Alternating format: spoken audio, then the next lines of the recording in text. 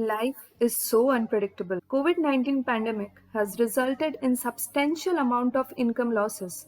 These times call for better personal financial management to help us cope in uncertain times like the one we are facing right now. In the next few minutes, we will tell you 5 rules by which you can take better financial decisions. Note that this video is for anyone who wants to manage their money better, irrespective of your background.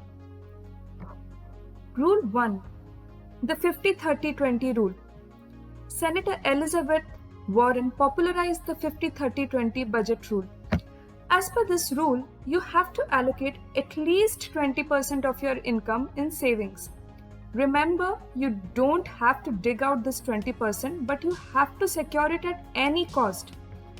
Another 50% of your income can be used for your needs like healthcare, groceries, loan repayments, etc. Remember that these are your must-haves. The remaining 30% of your income you can spend on your wants like a new gadget, movies, hangouts, etc. All these things are not necessary for your living, but it is required for your lifestyle. The better option is as soon as you get your salary, keep 20% for your savings. I understand that it is difficult to shrink your needs, but you can always limit your wants. You can keep a track of your expenses easily by using apps like Moneyfy and Expense Tracker. Rule 2. The rule of 110. Now, assuming that you have started saving 20% of your income, it will be great if the savings grow with time, right? You can grow your money by investing in avenues generating returns, keeping in mind your risk profile. But first of all, you have to ask yourself one question. What kind of investor are you? Are you risk averse, which means that you have the lowest risk appetite? Are you conservative or wealth protector, with majority of investment in debt instrument and the rest in equity? Are you balanced or neutral, with 50-50 investment in debt and equity? Are you growth-oriented, with majority in equity investments and rest in debt investments? Are you aggressive or high risk-bearing, with all investments in equity instruments? Confused? Don't worry, you can follow the rule of 110. Subtract your age with 110. Take the result you got as a percentage of your investment that you need to invest in equity and the rest in debt. For example, if your age is 30, 110 minus your age will give the result as 80. So 80% of your investment will go towards equity and the rest towards debt instrument. Rule 3. Allocation of savings. So how should you allocate your savings? For that, we have to understand various types of investments. That is emergency fund, goal-oriented savings and savings for retirement. Number 1. Emergency fund. Emergency fund is the fund which will be readily available to you and you can withdraw it immediately in case of emergencies like job loss, sickness, etc. Ideally, emergency fund should have money about 6 times of your monthly expenses.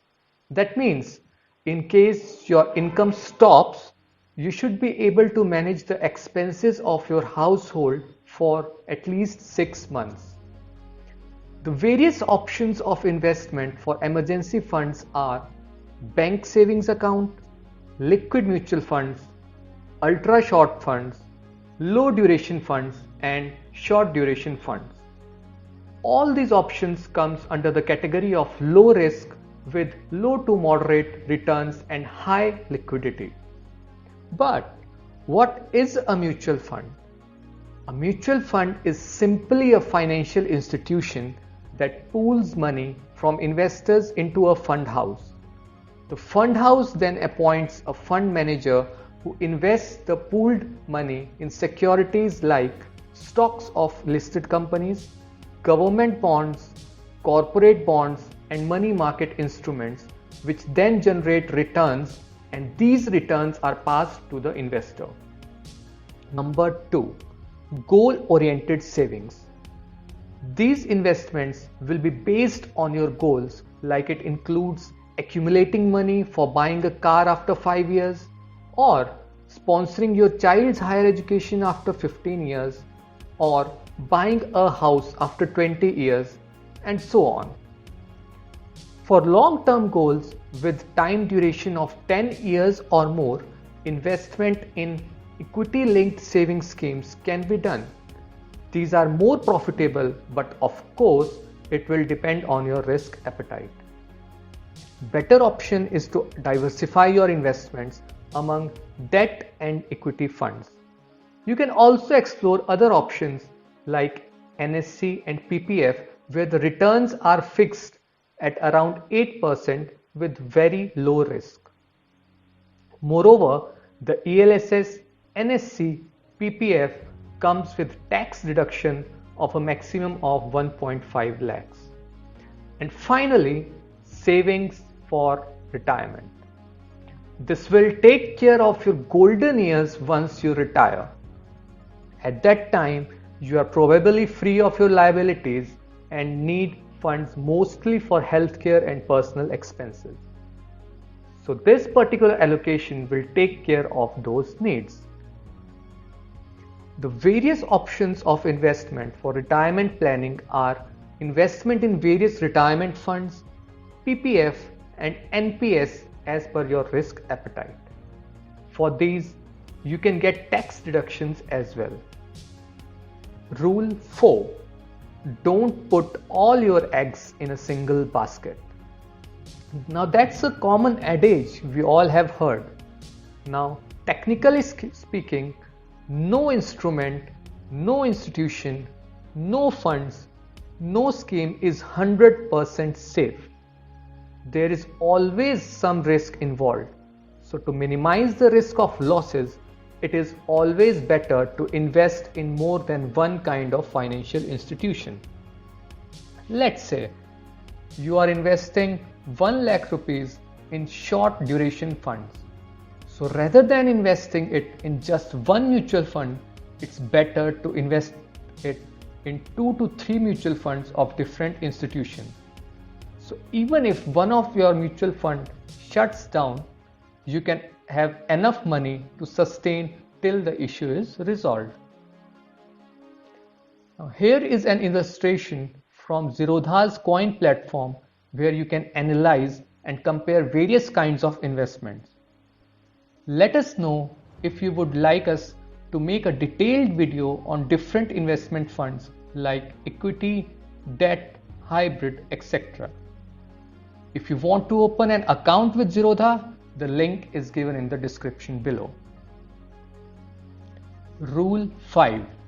Ensure insurance. But first, what exactly is insurance? Insurance is simply protection against losing money. It is an important aspect of your financial planning which protects you and your loved ones in case of unexpected financial loss. Now the question arises that how much should be the cover of your life insurance? Basically, it is a very complex calculation to estimate human life value evolving around inflation, future income, market interest rate, etc. However, for simplicity, human life value can be calculated by multiplying your annual income with a multiplier that is defined according to your age as given in this table. For example, let's say a person is 35 years old and his annual income is 10 lakhs. So, if this person is to die prematurely, the net earnings his family loses will be around 20 times of his annual income, considering he will retire at the age of 55 to 60 years.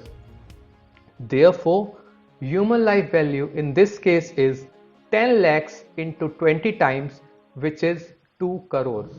So approximately 2 crores should be his cover of life insurance. If you are interested, you can Google up different human life value calculators. So if you found this video helpful, please share it with your friends. Thank you for your time.